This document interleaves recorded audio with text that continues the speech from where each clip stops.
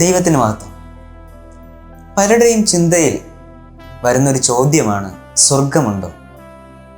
എന്താണ് സ്വർഗത്തിൻ്റെ യാഥാർത്ഥ്യത? ചിലർക്ക് സ്വർഗം ജീവിതത്തിലെ നേട്ടങ്ങളും അനുഗ്രഹങ്ങളും പണവും സുഖ സൗഭാഗ്യങ്ങളുമാണ്. എന്നാൽ മറ്റു ചിലർക്കാകട്ടെ സ്വർഗമെന്നത് അതൊരു കെട്ടുകഥയാണ്. ചിലർക്ക് സ്വർഗം ഒരു സാങ്കല്പിക ലോകമെങ്കിൽ സ്വർഗം ഈ ലോകമെന്ന് ചിന്തിക്കുന്ന അല്ലെങ്കിൽ പ്രപഞ്ചമെന്ന് ചിന്തിക്കുന്ന ചിലരുണ്ട്. അപ്പോൾ സ്വർഗത്തെ വ്യത്യസ്ത രീതിയിലാണ് മനുഷ്യൻ മനസ്സിലാക്കിയിരിക്കുന്നത്. ചിലരാകട്ടെ സ്വർഗമില്ലെന്ന് പറയുന്നവരുമുണ്ട്. എന്താണ് യാഥാർത്ഥ്യം? സ്വർഗമുണ്ടോ? സ്വർഗമുണ്ടെങ്കിൽ എന്താണ് സ്വർഗത്തിൻ്റെ പ്രത്യേകത? സ്വർഗമുണ്ട് എന്ന് തെളിയിക്കുന്ന ഏക ഗ്രന്ഥമാണ് വിശുദ്ധ ബൈബിൾ. സ്വർഗത്തിൻ്റെ പ്രത്യേകത എന്ത് എന്ന് ചോദിച്ചു കഴിഞ്ഞാൽ, സ്വർഗം ഒരുക്കപ്പെട്ട സ്ഥലമാണ്. അതൊരു സാങ്കല്പിക ലോകമല്ല. ദൈവം വസിക്കുന്ന ഇടമാണ് സ്വർഗം. അതുപോലെ തന്നെ സ്വർഗത്തിൽ ദുഃഖമില്ല. ആനന്ദത്തിൻ്റെ സ്ഥലമാണ് സ്വർഗം. കരച്ചിലില്ല, വിഷമമില്ല, സങ്കടമില്ല, മുറവിളിയില്ല, രോഗമില്ല, മരണമില്ല. അതാണ് സ്വർഗത്തിൻ്റെ പ്രത്യേകത. സ്വർഗത്തെ നമുക്ക് കാണുവാനായിട്ട് കഴിയുമോ? മനുഷ്യൻ്റെ നഗ്ന നേത്രങ്ങൾ കൊണ്ട് സ്വർഗത്തെ കാണുവാനായിട്ട് കഴിയുകയില്ല. ക്യാമറ ലെൻസുകൾക്കോ ബൈനോക്യുലേഴ്സിനോ ലബോറട്ടറി എക്സ്പെരിമെൻസിനോ ഒന്നും സ്വർഗത്തെ കണ്ടെത്തുവാനായിട്ട് കഴിഞ്ഞിട്ടില്ല, കഴിയുകയുമില്ല.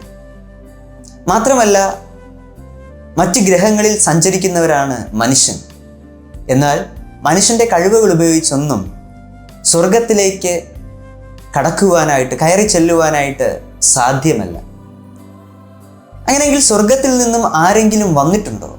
സ്വർഗത്തിലേക്ക് ആരെങ്കിലും പോയിട്ടുണ്ടോ? അതിനും ഉത്തരം വിശുദ്ധ ബൈബിളാണ് നൽകുന്നത്. യോഹന്നാന്റെ സുവിശേഷം നാം വായിക്കുന്നത് ഇങ്ങനെയാണ്: യേശു സ്വർഗത്തിൽ നിന്നും ഇറങ്ങി വന്നു എന്നാണ്. യേശു തന്നെയാണ് അത് വെളിപ്പെടുത്തിയത്. ഞാൻ സ്വർഗത്തിൽ നിന്നും ഇറങ്ങി വന്നിരിക്കുന്നു. അപ്പോൾ സ്വർഗമുണ്ട് എന്ന് തെളിയിക്കുന്നത് യേശു കർത്താവ് തന്നെയാണ് സ്വർഗത്തിൽ നിന്നും വന്നു എന്ന് വെളിപ്പെടുത്തിയിരിക്കുന്നു. ദൈവത്തിൻ്റെ പുത്രനായ കർത്താവായ യേശു ക്രിസ്തു സ്വർഗത്തിൽ നിന്നും ഇറങ്ങി വന്നു. യേശു കർത്താവ് സ്വർഗത്തിൽ നിന്നും വന്നു എന്ന് തൻ്റെ ശിഷ്യന്മാരും തെളിയിച്ചിട്ടുണ്ട്. തൻ്റെ ശിഷ്യനായ യോഹന്നാൻ ഇപ്രകാരം പറഞ്ഞിട്ടുണ്ട്. യോഹന്നാന്റെ ലേഖനം 1-ാം അധ്യായം 1-ാം വാക്യത്തിൽ നാം വായിക്കുന്നത്, യേശുവിനെ കുറിച്ച് യോഹന്നാൻ സാക്ഷീകരിക്കുന്നത് ഇപ്രകാരമാണ്: ഞങ്ങൾ കണ്ടു, ഞങ്ങൾ കേട്ടു, ഞങ്ങൾ തൊട്ടു. അപ്പോൾ യേശു കർത്താവിനെ കാണുക മാത്രമല്ല, യേശു കർത്താവിൻ്റെ ലാവണ്യ മൊഴികൾ അവർ കേട്ടു, യേശു കർത്താവിനോടൊപ്പം സഞ്ചരിച്ചു, യേശു കർത്താവിനെ സ്പർശിച്ചു എന്നാണ് യോഹന്നാൻ പറഞ്ഞത്. അങ്ങനെയെങ്കിൽ മറ്റ് അപ്പോസ്തലന്മാരും അത് തന്നെയാണ് അവർക്കും പറയുവാനായിട്ടുള്ളത്. എന്തിനാണ് യേശു കർത്താവ് സ്വർഗത്തിൽ നിന്നും വന്നത്? യേശു കർത്താവ് സ്വർഗത്തിൽ നിന്നും വന്നത് മനുഷ്യന് സ്വർഗത്തിലേക്കുള്ള വഴി ഒരുക്കുവാനാണ്. ഞാൻ നേരത്തെ പറഞ്ഞു, സ്വർഗത്തിലേക്ക് മനുഷ്യന് കടന്നു ചെല്ലുവാനായിട്ട് മനുഷ്യന്റെ കഴിവുകളാൽ സാധ്യമല്ല. അതുകൊണ്ട് യേശു കർത്താവ് സ്വർഗത്തിൽ നിന്നും വഴിയൊരുക്കുവാനായിട്ട് ഇറങ്ങി വന്നു. എന്താണ് മനുഷ്യന്റെ പ്രശ്നം? സ്വർഗത്തിലേക്ക് കയറുവാൻ തക്കവണ്ണം, സ്വർഗം കാണുവാൻ തടസ്സമായിരിക്കുന്ന കാര്യം എന്താണ്? വിശുദ്ധ ബൈബിൾ പറയുകയാണ്, മനുഷ്യന്റെ പാപമാണ്. പാപത്തെക്കുറിച്ച് വിശുദ്ധ ബൈബിൾ ഇപ്രകാരം പറയുന്നു. യെശയ്യാപ്രവാചകന്റെ പുസ്തകം 59-ാം അധ്യായം 2-ാം വാക്യം: നിങ്ങളുടെ അകൃത്യങ്ങൾ അത്രേ നിങ്ങളെയും നിങ്ങളുടെ ദൈവത്തെയും തമ്മിൽ ഭിന്നിപ്പിച്ചിരിക്കുന്നത്. നിങ്ങളുടെ പാപങ്ങൾ അത്രേ അവൻ കേൾക്കാതെ വണ്ണം അവൻ്റെ മുഖത്തെ മറയ്ക്കുമാറാക്കിയത്.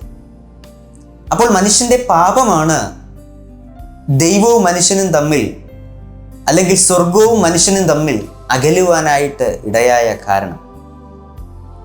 അപ്പോൾ ചിന്തിക്കാം, എല്ലാ മനുഷ്യരും പാപികളാണോ? വിശുദ്ധ ബൈബിൾ അതിനും ഉത്തരം നൽകുകയാണ്. റോമർക്കെഴുതിയ ലേഖനം 3-ാം അധ്യായം 10-ാമത്തെ വാക്യത്തിൽ നാം ഇങ്ങനെ വായിക്കുന്നു: നീതിമാൻ ആരുമില്ല, ഒരുത്തൻ പോലും ഇല്ല. വീണ്ടും വാക്യം ആവർത്തിരിക്കുന്നു. 23-ാം വാക്യം ഇപ്രകാരമാണ്: ഒരു വ്യത്യാസവുമില്ല, എല്ലാവരും പാപം ചെയ്ത് ദൈവ തേജസ് ഇല്ലാത്തവരായി തീർന്നു. അപ്പോൾ മനുഷ്യൻ സ്വർഗത്തിലേക്ക് പ്രവേശനമില്ലാത്തതിൻ്റെ ഏക കാരണം, തടസ്സം എന്നത് മനുഷ്യന്റെ പാപമാണ്. ആ പാപത്തിന് പരിഹാരം നൽകി സ്വർഗത്തിലേക്കുള്ള വഴി ഒരുക്കുവാനാണ് കർത്താവായ യേശു ക്രിസ്തു സ്വർഗത്തിൽ നിന്നും ഇറങ്ങി വന്നത്. എന്താണ് യേശു കർത്താവ് ചെയ്തത്? പ്രിയ സ്നേഹിത, പാപത്തിനൊരു ശിക്ഷയുണ്ട്. വിശുദ്ധ ബൈബിൾ ആ ശിക്ഷയെക്കുറിച്ച് പറയുന്നുണ്ട്. പാപത്തിന്റെ ശമ്പളം അല്ലെങ്കിൽ ശിക്ഷ എന്നത് അത് മരണമാണ്, നിത്യമായ നരകം. ആ നരകശിക്ഷയിൽ നിന്നും വിടുതൽ ലഭിച്ചാൽ മാത്രമേ സ്വർഗത്തിലേക്ക് പ്രവേശനമുള്ളൂ. അതിനുവേണ്ടി യേശു കർത്താവ് എന്താണ് ചെയ്തത്? എൻ്റെയും നിങ്ങളുടെയും ശിക്ഷ യേശു കർത്താവ് സ്വയം ഏറ്റെടുത്തു. അവിടെ നിന്ന് ഏറ്റെടുക്കുക മാത്രമല്ല, എന്താണ് ചെയ്തതെന്നതിനെ കുറിച്ച് പത്രോസ് അപ്പോസ്തലൻ വിവരിക്കുകയാണ്.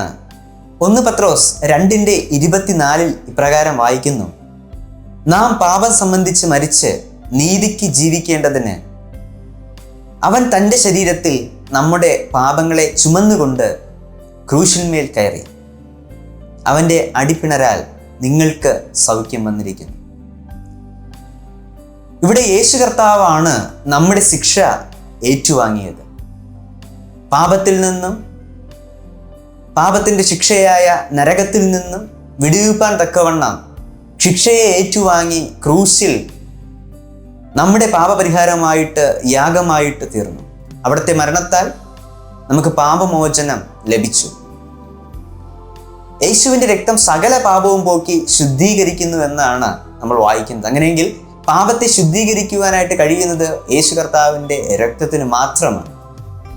യേശു കർത്താവ് മരിക്കുക മാത്രമല്ല, 3-ാം ദിവസം ഉയർത്തെഴുന്നേൽക്കുകയും ചെയ്തു. ഇന്ന് സ്വർഗത്തിൽ വസിക്കുന്നു. അതേ പ്രിയ സ്നേഹിത, യേശു കർത്താവ് താങ്കൾക്ക് സ്വർഗത്തിലേക്കുള്ള വഴി ഒരുക്കി സ്വർഗത്തിൽ ഇന്ന് വസിക്കുന്നു. അങ്ങനെയെങ്കിൽ വഴി ഒരുക്കപ്പെട്ടു. ഇനി താങ്കൾ എന്താണ് ചെയ്യേണ്ടത്? താങ്കൾ യേശു കർത്താവിൽ വിശ്വസിക്കുക മാത്രം ചെയ്യുക. യേശു കർത്താവിൽ വിശ്വസിക്കുന്നവർക്ക് സ്വർഗം അവകാശമായി ലഭിക്കുന്നു. യേശു കർത്താവിൽ വിശ്വസിക്കുന്നത് എപ്രകാരമാണ്? താങ്കൾ ഒരു പാപിയാണെന്ന് യേശു കർത്താവിനോട് സമ്മതിക്കുക. എൻ്റെ പാപത്തിൻ്റെ പരിഹാരത്തിന് എൻ്റെ ശിക്ഷ ഏറ്റുവാങ്ങി യേശു കർത്താവ് മരിച്ചു എന്ന് ഞാൻ വിശ്വസിക്കുന്നു. അവിടെ നിന്ന് എൻ്റെ പാപത്തെ ക്ഷമിക്കണമേ, അവിടുത്തെ ഒരു മകനാക്കി മകളാക്കി എന്നെ തീർക്കണമേ എന്ന് ഏതൊരു വ്യക്തി യേശു കർത്താവിനോട് തൻ്റെ പാപം സമ്മതിച്ച് ഏറ്റുപറയുമോ അവർക്ക് പാപമോചനം ലഭിക്കും. തുടർന്ന് താങ്കൾ ചെയ്യേണ്ടത് ഈ യേശുവിനെ താങ്കളുടെ സ്വന്തം രക്ഷകനും കർത്താവും ദൈവവുമായി ഹൃദയത്തിലേക്ക് ഏറ്റെടുക്കണം. അങ്ങനെ ചെയ്യുമ്പോൾ ദൈവമക്കളായിട്ട് തീരുവാനായിട്ട് ഇടയാകും. ദൈവമക്കൾക്ക് മാത്രമാണ് സ്വർഗത്തിലേക്കുള്ള പ്രവേശനം.